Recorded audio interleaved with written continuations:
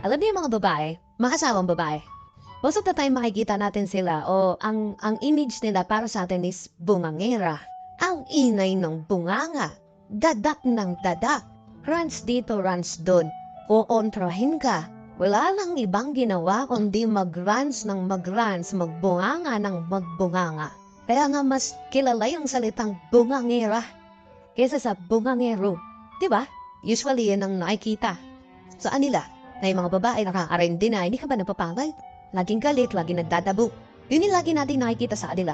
Tapos yung iba, isipin na sa bahay lang naman yan, hindi nga nagtatrabaho yan eh. Ang dami pang reklamo, buhanga pa ng buhanga. Pero ang hindi nakikita ng mga mata, na ang mga asawang babae, sila nag-aalaga ng bata. Minsan kailangan pag uwi mo, o bago ka pa makauwi galing trabaho, nakapagluto na siya ng pagkain. Siya naglalaba. Hindi na alam nung misis mo kung paano niya itutuwid yung likod niya dahil lagi siyang nakayuko kakakusot ng maungbong damit o ng maungbong pantalon. Papahilot lang sa'yo ng konti, tamad na tamad ka. Halos maganda bali-bali na yung likod niyan kakapagpad ng sapin ng higaan. Kakabanlaw ng makakapal na komporter. Kakayo o kakawalis ng bahay. Na tayo, yung mga anak natin, kalat ng kalat. Ayan, ito si misis, ligpit ng ligpit.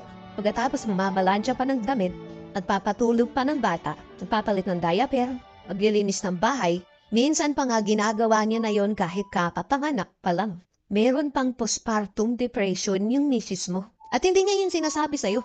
Minsan na hindi niya alam na meron siyang ganun. Nagtataka na rin siya sa sarili niya bakit ganun, lagi siyang irritable, lagi siyang bunganga ng bunganga, sita ng sita, puna ng puna. At ikaw bilang lalaki, nagagalit ka. Di mo siya naiintindihan. Saan alam mo sa sarili mo, ikaw yung nagtatrabaho, ikaw yung nagpo-provide, ikaw yung naglalabas ng pera. Eh yung ibang mga tao sa paligid nyo, yung mga chismosang kapitbahay nyo, yun lang ang mukhang bibig. Wala namang pakinabang yung babae na yan, bakit ang ingay ng bunganga. Pero hindi nila naiintindihan. Hindi nila nakikita kung ano yung totoong nangyayari sa loob ng bahay. Alam nyo ba na totoo yung mga salitang mas nakakapagod pang nasa bahay ka, housewife ka? Ikaw kumikilos, ikaw nag-aalaga ng bata, ikaw nag-aasikaso, tapos na hindi ka nga sumasahod. Walang ibang kapalit. Ang hinihingi lang nilang kapalit ay konting pahinga at makitang maayos yung mga anak nila. Makitang nakangiti yung asawa nila habang kinakain yung masarap na pagkain niluto nila.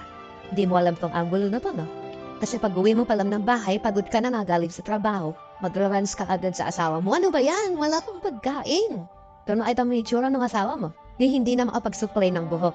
Yung dating sexy, tumataba na. Yung dating mataba, pumapayat na. Wala na silang time para ayusin yung sarili nila. Kasi nakapokus sila kasi kasuhin yung pamilya nila. Ngayon, dahil na nakikita mo yung asawa mo, ganyan na yung itsura. Anong kasalanan pa niya? Tapos ngayon, yung iba, hindi naman lahat. Yung iba, maghahanap na yun ng iba. Sakit, no? Alam niyo sa totoo lang, kung gusto niyo ng masayang pamilya, kung gusto niyo ng kumukuti-kutitap na asawa, yung blooming na asawa, alagaan niyo kasi. Hindi yung galit pa kayo. Diba, minsan, ipamper niyo din. Diba, hindi yung porkit nagkaan na kayo, parang ang feeling niyo na lang dun sa asawa niyo, ikatulong. Hindi niyo ka binabayaran, hindi niyo sinasahuran. Diba, ano ba naman yung biling mo yung masasarap na pagkain para sa kanya? Bilhin mo ng magandang damit. Bigyan mo ng pera. Alam mo yun, para makapunta man lang siya sa salon, makapagpaayos man lang. Diba, kahit sa loob ng isang taon, bigyan mo kahit isang araw siguro kung yun lang ang kaya mong ibigay. Na makakapagpasaya naman siya para sa sarili niya. Oo, alam ko marami magagalit o maiinis sa mga sinabi kong to. Pero yun yung totoo. Mga madam, mga nanay, mga mamis, tama ba yung sinabi ko?